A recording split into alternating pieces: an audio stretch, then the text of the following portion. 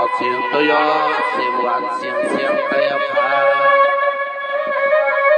อันเป็นก็จะหอฝากดังเยืองเยืองในขณะเสียงตัวยอเสียงหวานในเตียงเดี๋ยวกำลังไปตัดทางเอาพาเสียงตัวยอเสียงหวานเปรียบๆในดังใดเด็กเทวาเก็บอยู่ในขณะเก็บอยู่สาวเขาเลี้ยวไปก็ใครว่าอยู่สองพี่น้องเขาตั้งไหลให้คัดสรรให้เสียงตัวยอออกเสียงหวานคนไหนก็ความเอากันในเสียงคือก่อนร้อยในขณะเอากลุ่มบุญพิธีการนะครับกับตั้งออกเขามาเดือดเดี๋ยวเงินวันเมื่อไหร่ตามตัวเองเดินตาก็ยอเสียงหวานในบัพพะพี่น้องเขาก็เลยเป็นจอ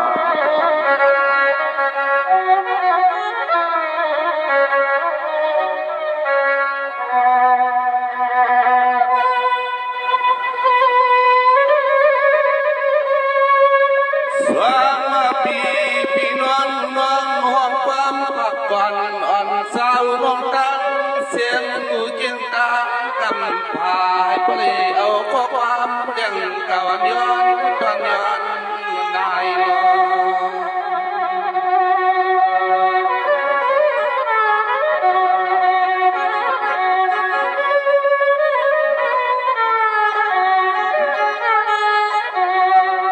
ไปเพียงเสียงลูกฮอนก็ย้อนในพบคือเมื่อยามตอนเขาขามาพบดอกกันตีในลูก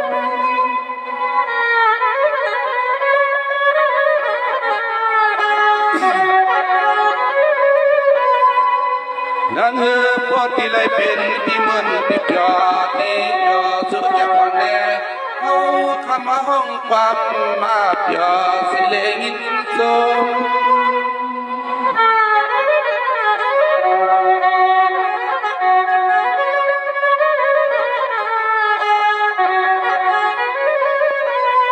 ซึ่งให้พวกในมือหมดเมื่อที่ในสักลมปีนกทางเสียงตังอา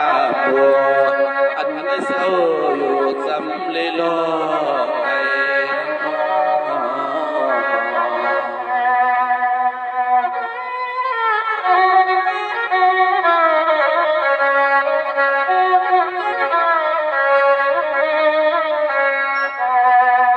สองว่าเฮาพี่เฮาลองสองแล้วข้อความมองปากวันไว้ที่ไว้หน่อยยามกิ่งพร้อมจับ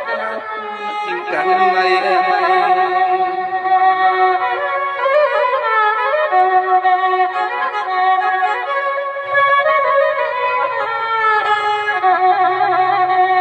ไอ้ก็มองจับยามตัวเลี้ยวในตักหางยานดองคู่ดองเลี้ยงเลยยังปากการงานโยกาน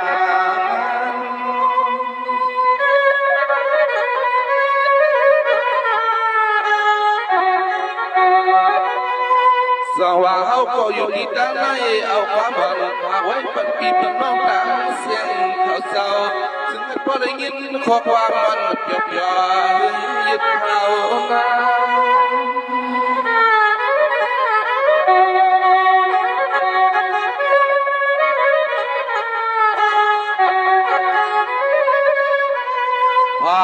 จากวานาก็เพื่อนนำเมืองก็ตะกาเส้นแดงวางเอาจองเอาแถมเสียงลูกฮอนอ่อนวอนในความจ่อมาปล่อยกันเย้าในนอ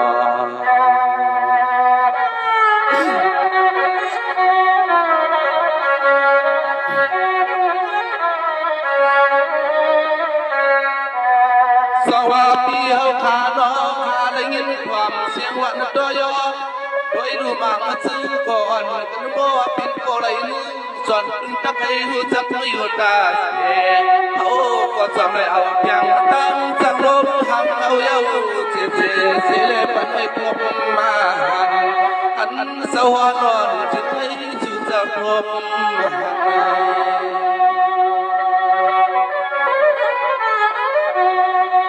ส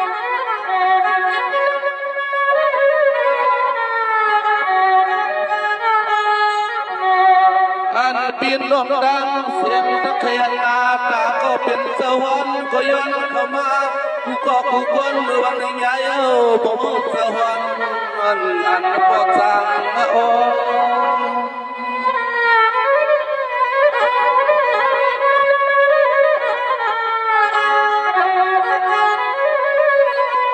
สวาวันนี้มีเมียตั้งตาลาคุณ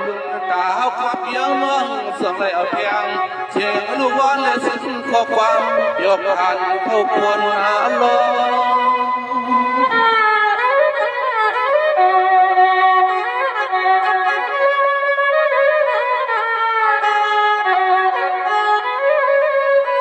สื่อไงพอเลยเป็นพิสิทธิ์มัน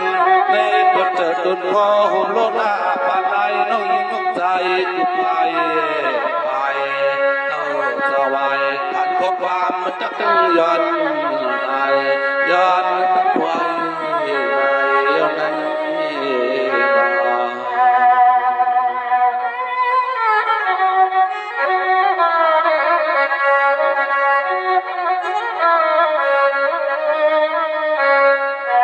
เพียงเอามาปล่อยมาขันเสียงที่หวานดันกี้ไว้กาแถวความขันไว้ปันเจ็บปีหล่อเขาตั้งใจตะกี้ย้อนให้พลกรรมพี่อลีอันนาดีมีลงตั้งเศร้าใครวันอันไหน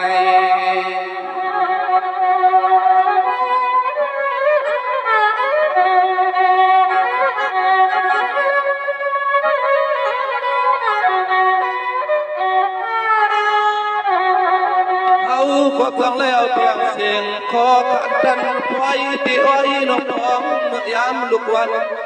นอนใส่เพื่อขาด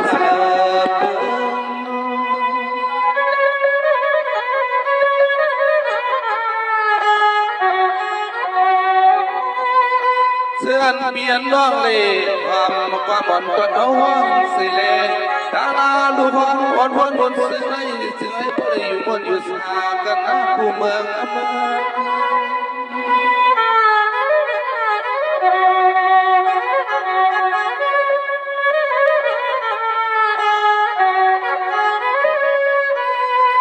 ลองตั้งเบื้องเรื่องให้มาอยากเขาเฮาน้องเฮาขัดดังสิ่งให้พอเลยลอยหาดนายานเบื้องกินหาตัวยานเบื้องกินตัวขนาด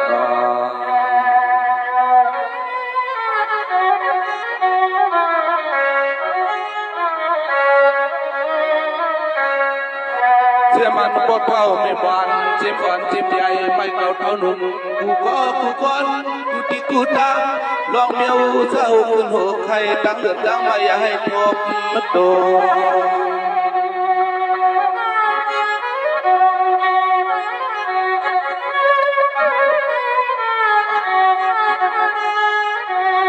ย้อนหน้าให้พอเลยมีดีอันยุ่งกูคุณกูนะตัวเราก็ย้อนเอาข้อความภาคเมืองกลายามไม่เคียงหานเมืองเล็ก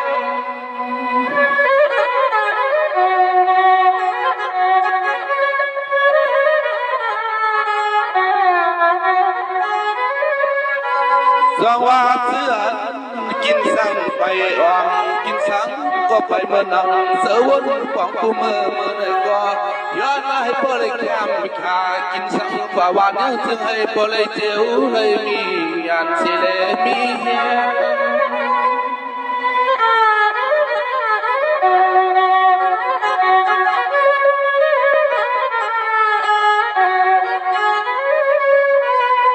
วันเมื่อในเมืองเสาเลี้ยงเร็วของความสักเชียงเลยมาปล่อยกาลาเสือเลยทำกว่าเสือให้แคมจาคุณตาอันเสือเลยย้อนข้อความให้พอได้มีมังกาลาแคมจะดังจะดังปานสุเลยเฮาขาดตังเสียงยังอยากมีผ่านคณะนอ